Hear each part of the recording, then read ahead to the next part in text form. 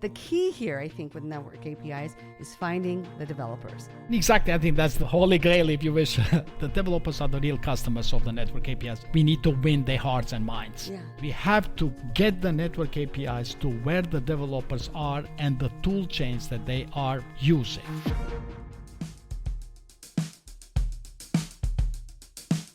This is Telco in 20, a podcast that helps telco execs achieve a competitive advantage with AI in the public cloud.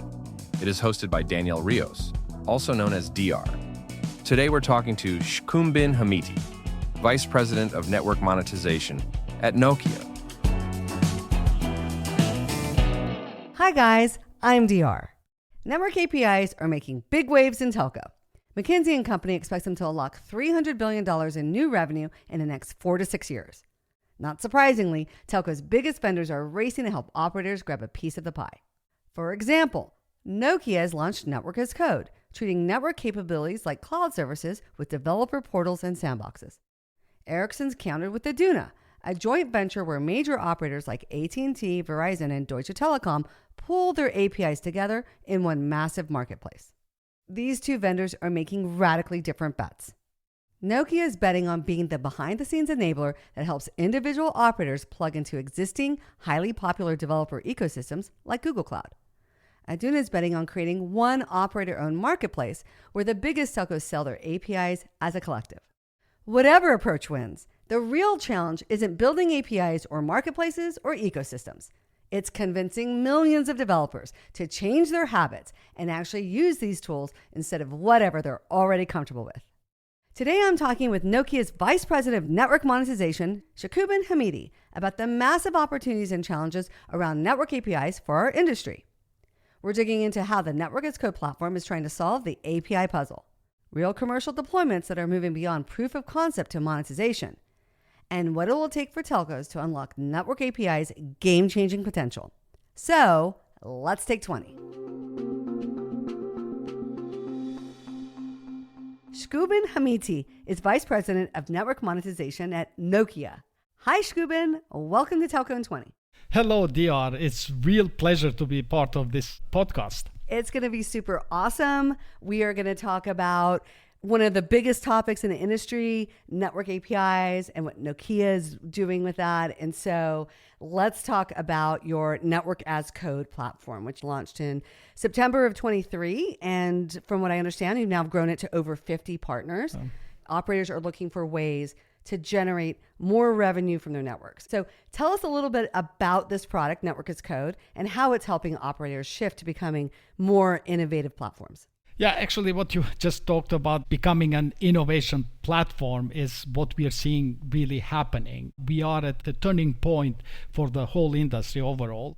And I believe this moment of truth is very real. Yeah. As you know, for many years, operators have been positioned as providers of connectivity, which is obviously essential, but recently has been commoditized. And what we are seeing right now is a fundamental shift. Operators are now beginning to reassert their role, not just as infrastructure providers, but as a platform for enabling innovation that you mentioned. And at the heart of this, I think, is the realization that the networks are now full of intelligent context and capabilities that, if made available to various players out there in the industry, it will unlock enormous value. Yeah. That's our belief. And especially if you make them available in a way that the developers are really consuming them via APIs, then you will create value for multiple players in the ecosystem, which will then drive the value capture opportunities for operators. And that's exactly what we've been doing with our Network as Code platform, making these advanced network capabilities as easy to consume as cloud services. Yeah. And in just a very short time, we've grown to over 50 partners. And in addition to that, we made what your mentor calls a brainy and bold move. Yes. Acquiring an API specialist, Rapid, Yep. which have significantly accelerated our ability to scale. Rapid is a company that is a leader in the API economy. And through that acquisition, we have now access to a platform that is now used to operate the world's largest public API hub. Yeah. And that gives us that technology base and developer insights, which is extremely valuable and currently unmatched in the telecom world. Yeah, well, there's a lot of stuff going on in this area. Ericsson has, I'm going to say similar, but you're probably going to correct me, a unified network API platform that they've partnered with several telco operators called Aduna. And so how is what you're doing with Network as Code either similar or different than Ericsson's approach? Good. So first, I know everyone calls it Ericsson's approach, which is a little bit unfair to the CSPs, because I know firsthand that activity has been driven by the CSPs. Okay. The CSPs selected Ericsson as a partner in that endeavor. Yeah. But the whole activity around Aduna proves that the telecom industry and CSPs specifically are very serious in addressing this opportunity. And this is very good news for all of us, encouraging for overall business opportunity here. Yeah. Our platform works on addressing what we perceive to be the real challenge for the industry. And that is, how do we get the developers to consume these capabilities? Using it. How do we work under their terms? Yeah. And the network level integration, from what I can see, Aduna is working on solving, is something that is,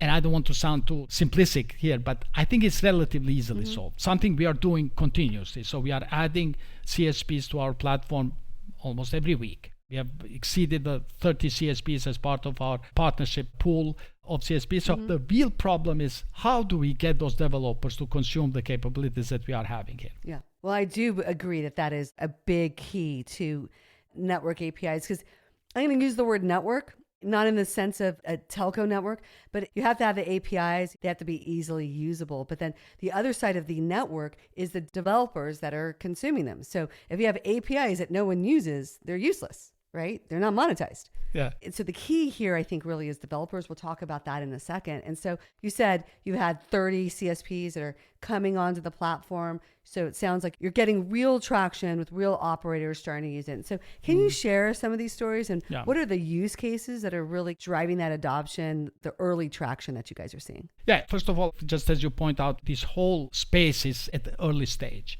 We have gone through range of proof of concept deployments, which we invested time and effort together with CSPs to show the art of possible. And we have moved beyond proof of concept, from experimentation to monetization. Yeah. Take Deutsche Telekom as an example. We have an agreement with them to expose a couple of APIs, SIM swap and number verification APIs, which are critical in industries in fintech, digital banking, and e-commerce for fraud prevention. Yeah. These are not hypothetical use cases. They solve real problems, and problems that unfortunately enterprises are facing today. Yeah.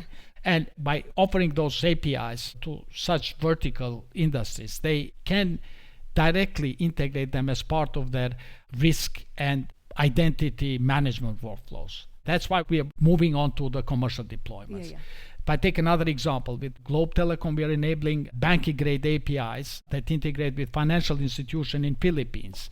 Again, a high value use case, with direct ROI, lower fraud, better compliance, improved user experience. Perfect. Yeah. Yeah. We also demonstrated some really cool use cases, working with a company that is a leader in remote vehicle solutions. The company's name is Elmo. We demonstrated how the quality of service on demand plays a mission critical role for enabling remote driving. We demonstrated that in Mobile World Congress. You could drive a car from our booth. The car was in Malaga, and then in GSMA booth, the car was in Espoo. Yeah. And they were all going through Network as Code platform. Cool. So these are some of the use cases that we are doing. Yeah. But there is still a path from the POC to the revenue. There's still many steps that we need to take. And that's what we are working with an industry to move along. Yeah. Well, let's talk about the revenue. My buddy Ferry Freipink over at McKinsey is totally into the network APIs, and they put out a report that says the network APIs could unlock up to $300 billion in connectivity and edge computing related revenue for operators, while generating an additional $30 billion of revenue from the APIs themselves. And so when you guys look at this opportunity, do you think it's a $300 billion market? Is this a big idea that's going to translate into real revenue for operators? So look, there's always a range of this kind of forecasts when we have these new markets developing. Yeah. But let's not lose track of what is really important here. Telco industry needs to take those first steps to open up networks, educate and engage developers in various verticals, and continue building those capabilities based on the feedback that we receive from the developers. Yep. If we do it right this time, the change itself will open the door to capture a much higher proportion of the value that connectivity technologies inherently create. So I think it's really important that, yes, we can go and look at all kinds of reports out there. We can reach a consensus on a number. But I think we're missing the point, because if we don't do the steps that I'm talking about, the opportunity will disappear. Well, I think what we were talking about in terms of this network concept of obviously the APIs have to work and you have to offer a great experience in a way that they're used to consuming them. But the key here, I think, with network APIs is finding the developers. Yeah. So Twilio spent more than a decade. They have 10 million developers. Vonage, I think there was like 1 million developers. And then when you look at some of the hackathons that we've done, they've been very small numbers. So the key is, how do we bring in the developers to write code in enterprise applications that get locked away for decades? Yeah, exactly. Forever. Yeah. And so I think for the telcos, one of the key things is really breaking it into the enterprise developer community. Every time I go talk to telcos, they're like, we don't know how to sell this. Yeah. And I'm like, well, you better figure it out. You guys are betting a lot of money. And so who's building the developer community? Like, who's responsible for that? And every time I ask someone, the vendors are like the operators are like the hyperscalers are like, well, if we do that, we'll just keep the revenue. That's the key. And so how are we going to get the developers for this? Yeah, and exactly. I think that's the holy grail, if you wish. Yeah. The developers are the real customers of the network APIs, just as you say. Yeah. We need to win their hearts and minds. Otherwise, the model doesn't scale. But what we think is really important is we will not be able to move developers from one ecosystem to some telco ecosystem. Yeah. I think we have to do the opposite. We have to become part of the digital ecosystem creation. Yeah. Get the network APIs to where the developers are and the tool chains that they are using. Mm-hmm. And not ask them, oh, please come to a new place, holy world of the telecom and that consume our network APIs. Yeah. It will be difficult. Yeah. Not impossible, but very difficult. So that's why we understand that we need to drive CSPs to act as platform companies, not as just some B2B infrastructure provider. And we understand that bridging the gap between telecoms and software developers requires fundamental shift in the way we deliver those network APIs. Yeah. You mentioned hackathons. We have been investing quite a lot in hackathons. In Mobile World Congress, we drove the biggest hackathon, which was running on all 3 networks in Spain, on a live network. And the investments we are making of educating developers. But at the end of the day, we need to attach to where the developers are. And that's what we are doing actually with our Network as Code platform. We have a partnership with Google Cloud. Our APIs are on the marketplace of Google Cloud. We have a partnership with CPaaS vendors, with Infobip notably, in promoting APIs and network APIs to their developers as well as to our developer base. So we have to just be part of where the developers are. And as you pointed out, eventually an enterprise developer utilizing a network API that gets part of some manufacturing process that no one dares to touch for decades. Forever.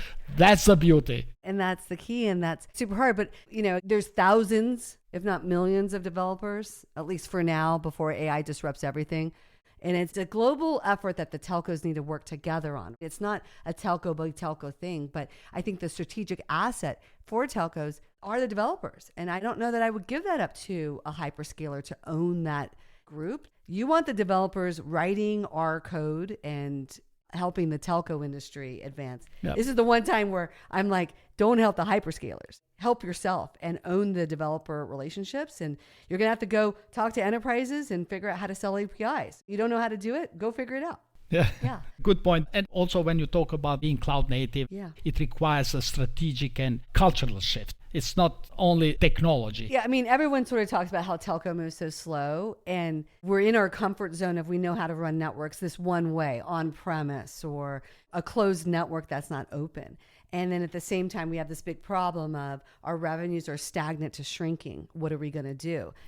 But again, it's hard work. I wish it was like the easy, awesome days of 1990 where we just had rakes with money and it was awesome, but that's not what it's like. And so I found out that you love to play tennis. Oh, yes. I'm a crazy tennis player. Okay. I'm going to tie it into the network API thing a little bit, which is, I don't think people realize how hard tennis is, in that it's a little bit like chess because it is super mental. You're alone. There's no timeouts. There's no coaching in your ear. There's no subbing. There's no rest. Chess, it's a mental game, so is tennis. But then tennis adds in the physicality. And we just saw one of the most amazing matches at Roland Garros with Sinner and Alcaraz. Oh, that was incredible. Yeah. And so I think, again, with network APIs, we're going to have to go do hard work. And it's not going to be pleasant, but you got to go out on the court and go fight for it. Yeah, I agree. And what I find when playing tennis is that you've got to put your mind 100% into that. Totally. Otherwise, you'll immediately see that you're going to lose a point if you're thinking about something else. Yeah. Here, we have to think developer first. Absolutely. We have to serve them like they are the most precious customers. That's keeping the eye in the ball. Totally. Don't get distracted. I think that's a perfect ending to this conversation, and I'm going to leave it with that. I totally love this conversation. Thanks so much for coming on to the podcast. Thank you, DR. It's been a real pleasure speaking with you. Awesome.